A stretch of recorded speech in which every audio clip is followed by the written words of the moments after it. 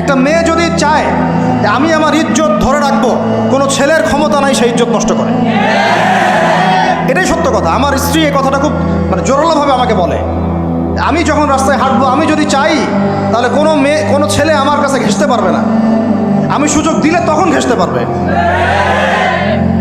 একটা মেয়ে যদি চায় যে একটা ছেলে আমার সাথে ইটিস পিটিস করুক, সে ছেলে করবেই করবে। একটা মেয়ে যদি চায় যে একটা ছেলে আমার পর্যন্ত আসতে পারবে না, আমি আমার ব্যক্তিত্ব গায়রত বজায় রাখবো, আমি ডিস্টেন্স মেনটেন করবো, আমি কোনো সুযোগ দিব না, ছেলে সুযোগ পাবে না কখনো। এত সহজ না। সর্বোচ্চ তখন কি করতে পারে, ধরে 10 জন মিলে ধরে ওকে জোর করে তার সাথে কিছু করতে পারে। ওরকম কিছু করলে তো আল্লাহর গজব নেমে আসবে।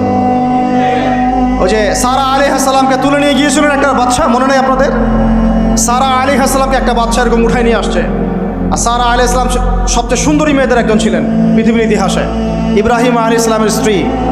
তখন তিনি হাত বাড়াচ্ছে তার দিকে ধরার জন্যে। আর সারা আলাইহিস সালাম তখন বলছে, দাঁড়ান, আমাকে 2 রাকাত নামাজ পড়তে দেন। 2 রাকাত নামাজ পড়ে তিনি আল্লাহর কাছে হাত তুলে বলে, আল্লাহ তুমি জানো আমি আমার সতীত্ব, আমার ইজ্জত, আমার সম্মান আমার স্বামী ছাড়া আর কারোর সামনে কখনো প্রদর্শন করি নাই। আজকে এই জালেমের হাত থেকে আল্লাহ তুমি আমাকে বাঁচাও। ওইদিকে ইব্রাহিম আলাইহিস সালাম নামাজে দাঁড়িয়ে গেছে। ওই জালেম বাদশা যখনই হাত বাড়ায়, হাত অবশ হয়ে যায়, মাথা ঘুরে পড়ে যায়। 3বার 4বার চেষ্টা করেছে, তারপর পারে নাই। শেষে বলেছে, তোমরা আমার কাছে কাকে নিয়ে আসছো, নিয়ে যাও এটা আমার সামনে থেকে। পরে উল্টা হাজারা আলাইহিস সালামকে হাদিয়া সহ দিয়ে পাঠিয়ে দিচ্ছে।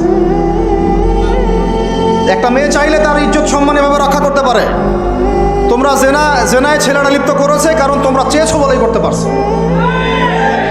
তুমি ফিতনা না ছড়াতা, তুমি বেহায়ের মতো বাইরে বের না হতা, তুমি তোমার চুল খোলা না রাখতা, তুমি তোমার পোশাক ঠিক রাখতা, তোমার কথা ঠিক রাখতা, তোমার কথার মধ্যে শক্তি রাখতা, মিষ্টি মিষ্টি প্রলোভন দিতা না, বাইকের পিছনে বসতা না, চটপটি ফুচকা খাইতা না, এখানে ওখানে আড্ডা মারতা না, কোনো ছেলে তোমার কাছে আসতে পারতো না।